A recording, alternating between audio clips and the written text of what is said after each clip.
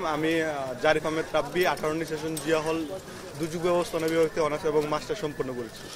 আমি আসলে বলতে চাচ্ছি যে ভূমিকম্প কি, ভূমিকম্প বাংলাদেশেই কেন, এবং ভূমিকম্পের রিস্ক এবং ভূমিকম্প প্রভাব থেকে বাঁচার করণীয়।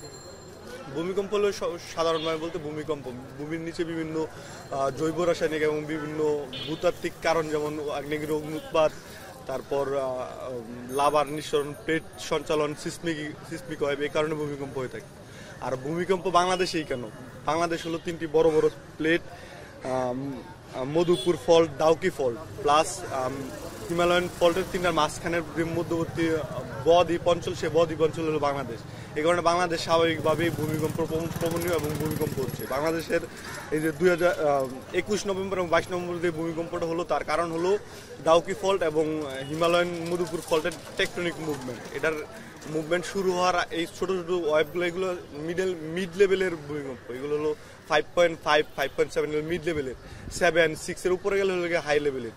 এখন এটার বাংলাদেশের ভূমিকম্প একটা হ্যাজার্ড। ভূমিকম্প হলে এটার রিস্ক বাংলাদেশে কি কি কি কি কারণে রিস্ক জোনে আছে। এক হলো বাংলাদেশে প্রচুর গ্যাস ফিল্ড আছে এবং গ্যাসের লাইন আছে। গ্যাসের লাইন হলো যখন গ্যাসের লাইনগুলো যখন এক জায়গায় হয়, তখন ভূমিকম্পের কারণে অগ্নি উৎপাত হতে পারে। এটা হলো একটা বড় হাই রিস্ক। তারপরে বাংলাদেশের সবচেয়ে বড় রিস্ক হলো বাংলাদেশের জনসংখ্যার ঘনত্ব অনেক বেশি, আর অপরিকল্পিত নগরায়ন প্লাস এই রেট্রোফিটিং ছাড়া বিল্ডিং এর কারণে বাংলাদেশের রিস্ক বহু গুণে বেড়ে গেছে। মানে এটা হলো মিড লেভেলের একটা 5.5 লেভেলের 18 সেকেন্ডের একটা ভূমিকম্প হয়েছে, তাও এটা বেশি ভূমিকম্প অনুভূত হয়েছে। কি কারণে? কারণ এটা মাটির মাত্র 10 ফুট নিচে এই ভূমিকম্পের উৎপত্তি হচ্ছে। আমার এলাকায় আর কি ভূমিকম্পের উৎপত্তি, আমার বাড়ি পলাশে। মানে এই কারণে এটার ভূমিকম্পের মানে এটার যে তাপ 5.5 মাত্রার এত পরিমাণে জাগরণী হয় না এবং এত ফাটল হয় না, কারণ হলো এটা ভূমির খুব অল্প গভীর এটা উৎপন্ন হয়েছে, এই কারণে এটা এত অপ্রবল।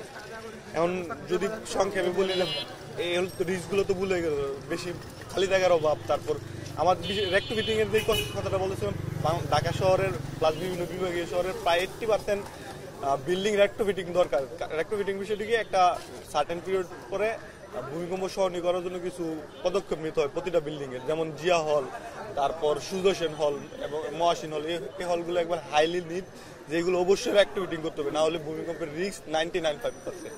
এখন পারিবারিকভাবে, ব্যক্তিগতভাবে এবং রাষ্ট্রীয়ভাবে কিভাবে ভূমিকম্প থেকে বাঁচা যায়, সংক্ষেপে হলো ব্যক্তিগতভাবে সর্বপ্রথম ভূমিকম্প একটা বিষয়টা কি এবং এটা হলে কি করতে হবে, ইনস্ট্যান্ট যে প্রাইমারি পদক্ষেপগুলো আমরা সবাই জানি, এগুলো নিয়ে আরো আলোচনার দরকার, সচেতনতা থাকতে হবে। তারপর একটা যত সম্ভব নিরাপদ স্থানে চলে যেতে পারে। কমিউনিটিগতভাবে একটা সচেতনতা বিল্ড আপ করতে হবে, প্লাস কিছু সচেতনমূলক কর্মসূচি নিতে হবে। তারপর সবার মধ্যে একটা কমিউনিটিগতভাবে একতাবদ্ধ করতে হবে যে এটাও একটা ডিজাস্টার এবং এটা হলে কি করণীয়, সামাজিকভাবে পদক্ষেপ নেওয়া যায়। আর রাষ্ট্রীয়ভাবে হলে গিয়া যে ভূমিকম্প প্রতিরোধের যে পূর্ব প্রস্তুতির যে পদক্ষেপগুলো, এটা মানে যথাযথ গুরুত্ব সহকারে আমলে নিয়ে সেটার পদক্ষেপগুলো রাষ্ট্রীয়ভাবে নিতে হবে। এটা হলো গিয়ে করণীয়। আর বাদবাকি করণীয়গুলো আরো আলোচনার বিষয় আছে।